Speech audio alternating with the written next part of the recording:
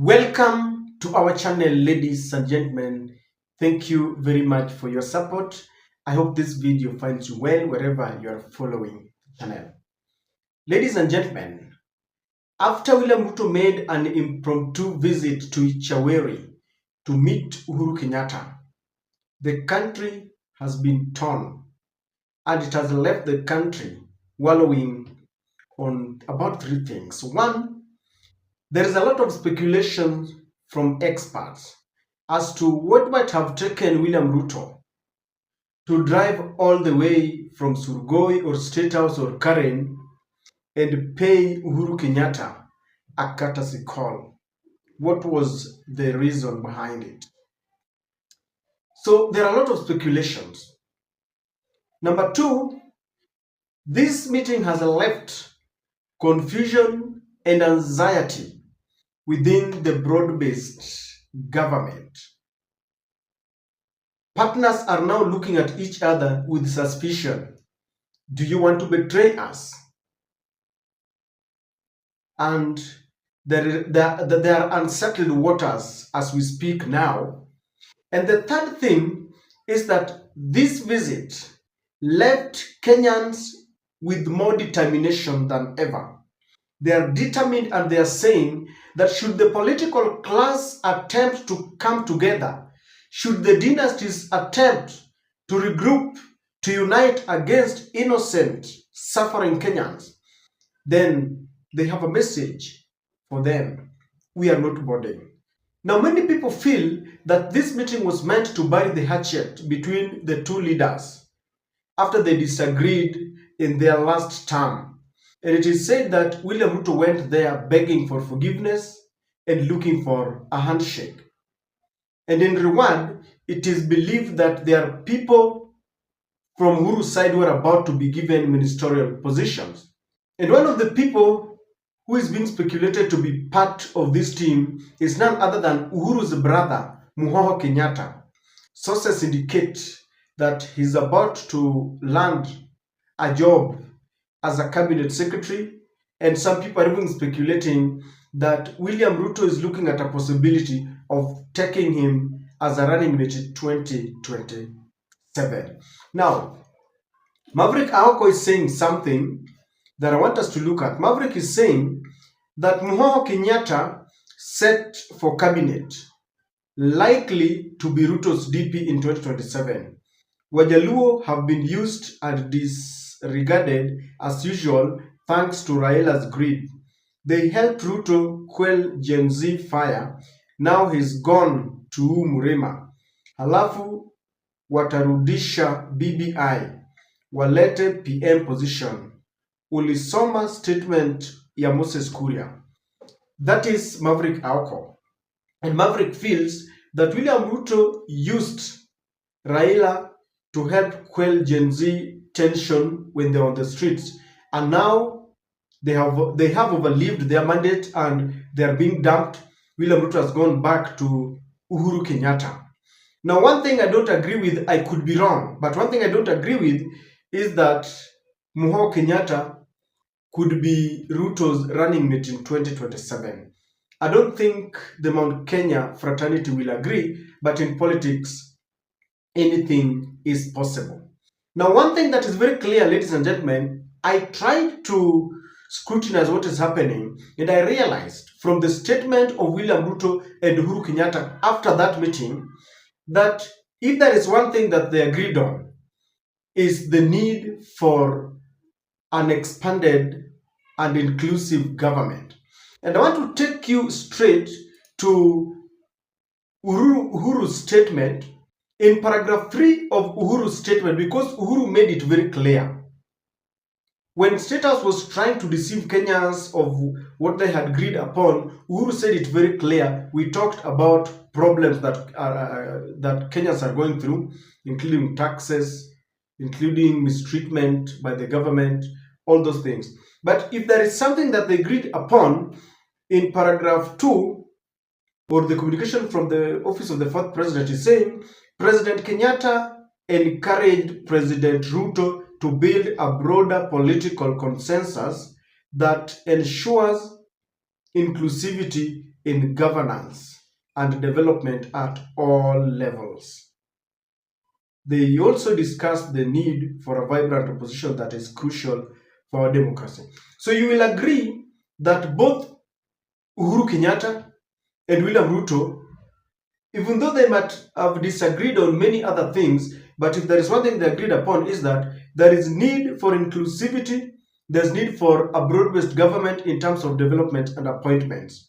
And it is on this account that I want to believe with the sentiments of all those who feel that Uhuru might have given William Ruto the green light, the approval for some of his people to be included in the government. And one name that stands, tall in the list is the former cabinet secretary for health, Mutahi Kagwe. He had an exemplary performance during his tenure. He managed COVID very well. He comes from Nyeri. He's got experience from Kibaki's time and Uhuru's time. So there is a possibility that there are people who are going to be included in the next cabinet appointment, because if there is something that is inevitable is a reshuffle. In this video, ladies and gentlemen, I want us to look at the possibility of Uhuru's men and women coming back to this cabinet, and especially their role in trying to check the ODM fraternity, who are welcome, but they have now assumed positions as if they are the host. They are supposed to be the guest in this government, but now they are behaving as if they are the indigenous. So should William Ruto decide to bring in Uhuru men in this government, how will it help him? Number one, it will help check and tame the ODM brigade that have come into this government, and they are showcasing arrogance. They feel entitled. They are manipulative. You've seen them saying that they stabilized this government and therefore they want more seats. They're saying the interior docket must be given to them. It could be true, because William Ruto went to them, told them, my government is being toppled. And we have been told, he told Raila, if you're not going to help me, I'm handing over power to the military. And with that bait, Raila swallowed that bait, and he was told, I'm going to help you campaign for the African Union Commission seat. And they came in, they quelled the Gen Z demonstration and protest, and then they kicked out Rigathi Gachagua. So with that, they feel so much entitled that they feel they are the owners of this government. Maybe it's true, because if William Ruto had accepted that without them, he would be toppled, it could be true. But you cannot operate with visitors who have come into your government and now they feel so much entitled. They are pulling the shots. They want to control. They really feel entitled. They are also arrogant so much that they threaten other Kenyans who are criticizing or questioning anything to do with the governance.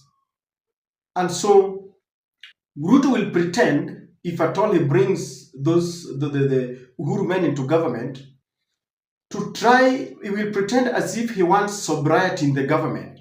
And these people will at least check the ODM brigade.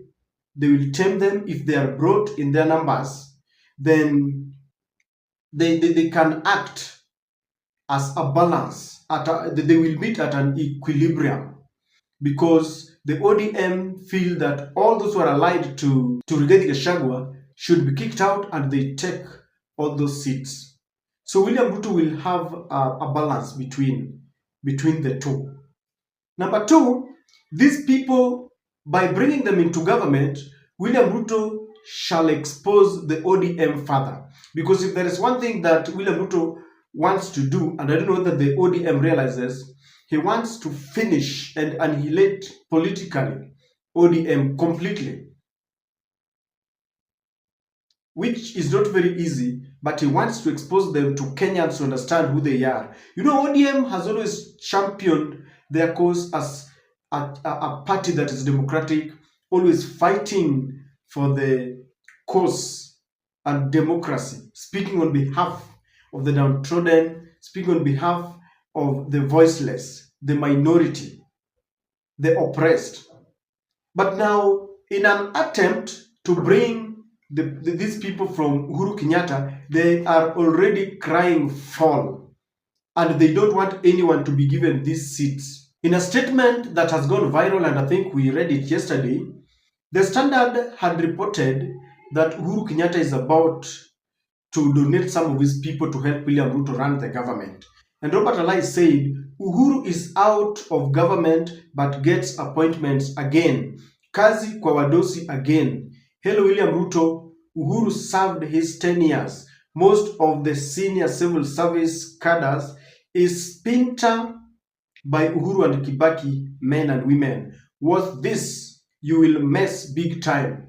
So you can see the ODM has started and they are complaining. They were invited into the government, yet they didn't vote for this government. They told us this government took their victory.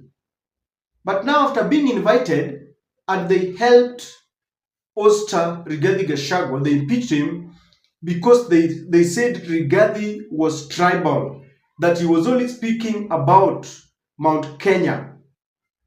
He never extended an olive branch to all the other parts of the country to look like a national leader. Now after, impeaching Rigathi Gachagua, for the very, very reasons that they are now practicing, because you can see they don't want anyone from Uhuru's side to be given any position. They are saying it is wrong. And so this will expose them and it will show us the real character. After Joho and Junet started threatening Kenyans, people have been asking, if these people are threatening and the government is not there, they were just invited, what if Raila had taken power? You can imagine Raila had taken power and Junet is maybe the security minister, cabinet secretary for interior. What would have happened? Raila is the president. If they can threaten people on behalf of Ruto, whom they accused of taking their victory.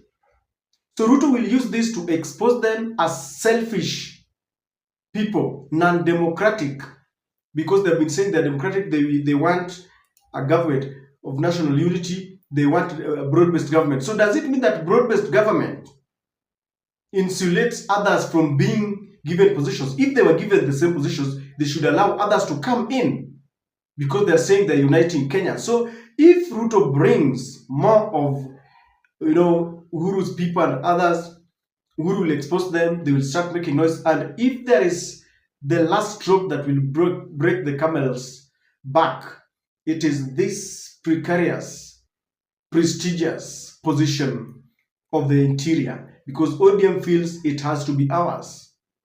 Kalenjin say, Chirchir must be given that. This docket is so close to our heart. It is sensitive. And Ruto feels, let me give it to Mount Kenya. Others are telling him, give it to Mutai Kagwe so that you entice the Nyeri people. And so, ladies and gentlemen, I don't know what you think about this, but speculations, confusion and anxiety in the government, determination from Kenyans, all we say, Wakenya tubaki pamoja. All these people are the same. Raila, Ruto, Uhuru, Kalonzo, Wetangula, Mudavadi, Nani, Gachagua. Hawa watu, they were cut from the same cloth. Remember, we only have two tribes, the haves and the have-nots. Where are you? Don't be misused again. Let us make sure that as we head to 2027, we have the forces of change and the forces of status quo that simply want to recycle and reward their sons and friends and all this. I don't know what to think, but that is my take.